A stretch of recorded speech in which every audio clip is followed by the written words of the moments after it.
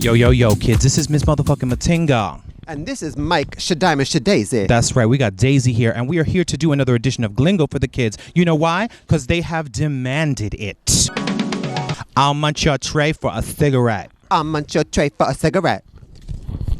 Just putting it out there. I'll munch your tray for a cigarette. That means I will let you put your penis in my mouth if you give me a cigarette. Because you are a desperate street-level queen, and you need a cigarette. You ever munch someone's tray for a cigarette? I've munched someone's tray for a cigarette. You're not a smoker. I'm a dick schmoker. So tray means cock and munch means suck. So if you munch tray for a cigarette, it means you can put your penis in my mouth if you give me a cigarette. So if you're some 14-year-old street-level tray on the piers of New York City and you're desperate for a cigarette, you could walk up to some queen and say, I'll munch your tray for a cigarette, and you might get punched in the eye, or you might get a cigarette. You might get that smoke. You might get that lucky strike. That's right. I'll munch your tray for a cigarette. I'll munch your tray for a cigarette. What is the definition of spark it up? Spark it up, Miss Myrna. Spark it up, y'all. Spark it up means to start some shit. Or is it like when you want to get When you light a stoned? joint. Yeah, Well, you spark it That's up. a more pedestrian definition, yes. Pedestrian. So if you spark it up, it means you're starting some shit with somebody. That's right. Let's say you spark it up and light a joint and smoke it, and then you take that burning ember at the end and flick it in someone's Donna Summer disco weave. You sparking it up. Spark it up. I used to think that sometimes You can't take a musical cue. now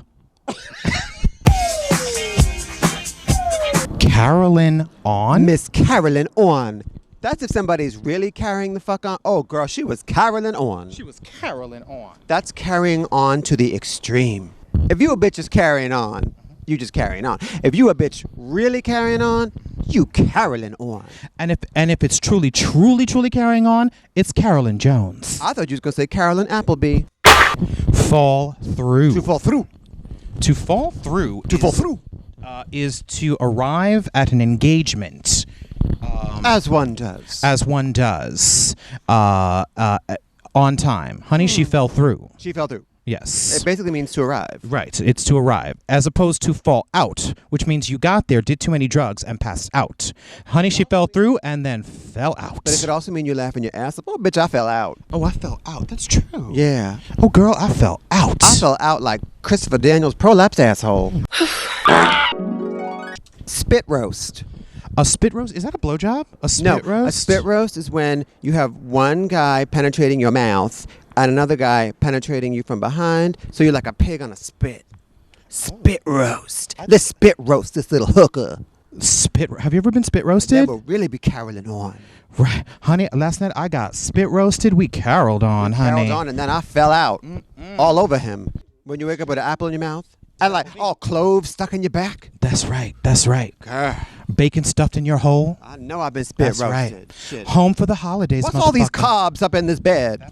A Molly house. A Molly house. Ooh, this is so, bitch, this is 19th century shit right here. Really? A Molly house was a place in Britain where men would go and cross-dress transvestites and trannies and drag queens and whatnot. So they would get dressed up in drags at this specific house, but they would also have these rituals. Oh my God, I've heard about this. They're like one of these drag queens would lay out on a chair, and the other ones would be like midwives, and they'd give birth to like a wooden doll. It was all a this real thing. Ritual, 19th century drag.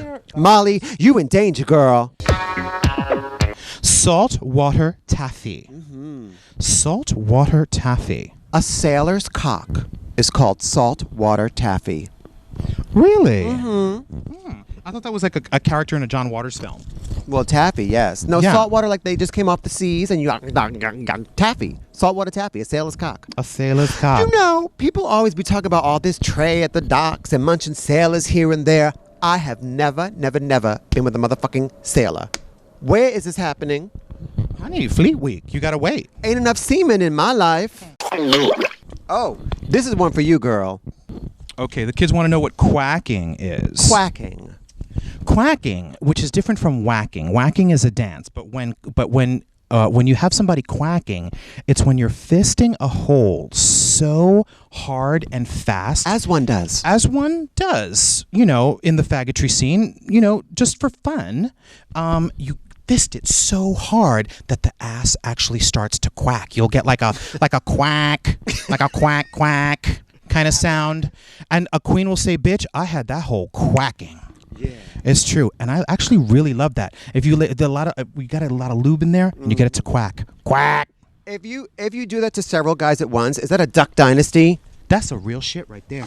I hope that's not some real shit right there. Quack. Camping for jam. Oh, that's a 50s thing. Camping for jam means like when you're queening out for the amusement of straight people. Oh, I love that. She's camping for jam. She's camping for jam. Which for I've the been known masses. to do on occasion. That's all we do, right? Camp for jam. Camp for jam. Jam camp. Welcome to jam camp. Welcome to jam camp. First exercise, prance. Hardwired. If you're hardwired, it means that your nipples are extra sensitive. Oh, really? Mm-hmm. I was sort of left out of that. Mine have no sensitivity, and I really, really regret that.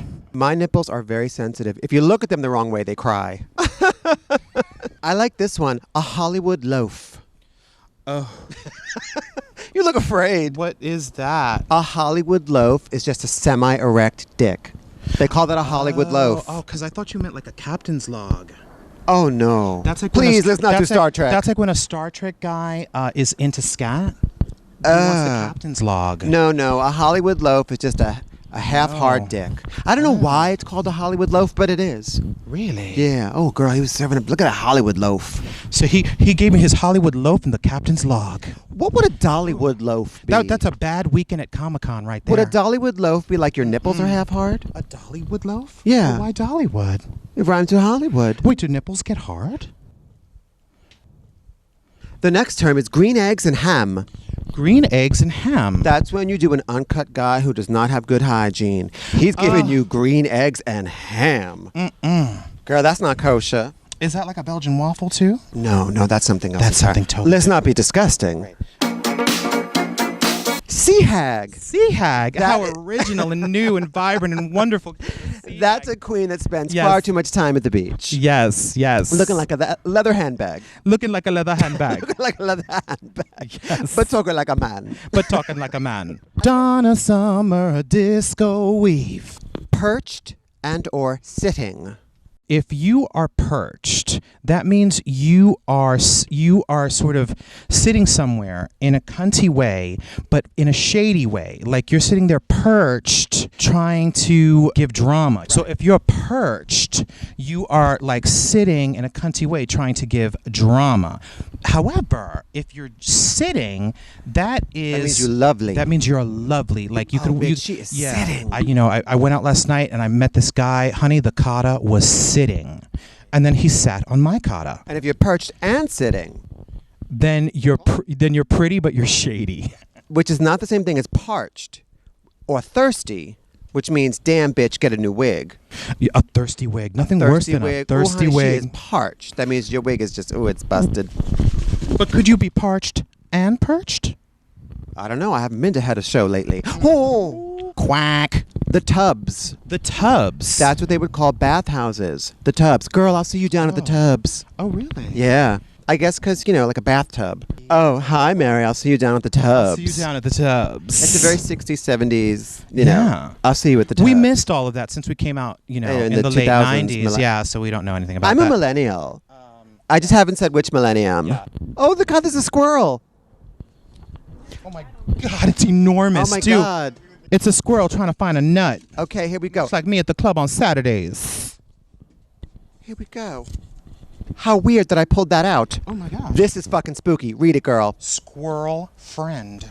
Squirrel friend. Squirrel friend. Okay, a squirrel friend. Yeah, that is kind of weird. It is kind of weird. Yeah. A squirrel friend is what they call a drag queen because a squirrel be trying to hide they nuts. That's right, like a squirrel trying to find or hide their nuts. Now that's a current term that the children use. A squirrel, she a squirrel trying to hide her nuts. Squirrel friend. Hey, squirrel friend. Yes. So it means a drag queen. A drag queen who's your friend. She's tucked.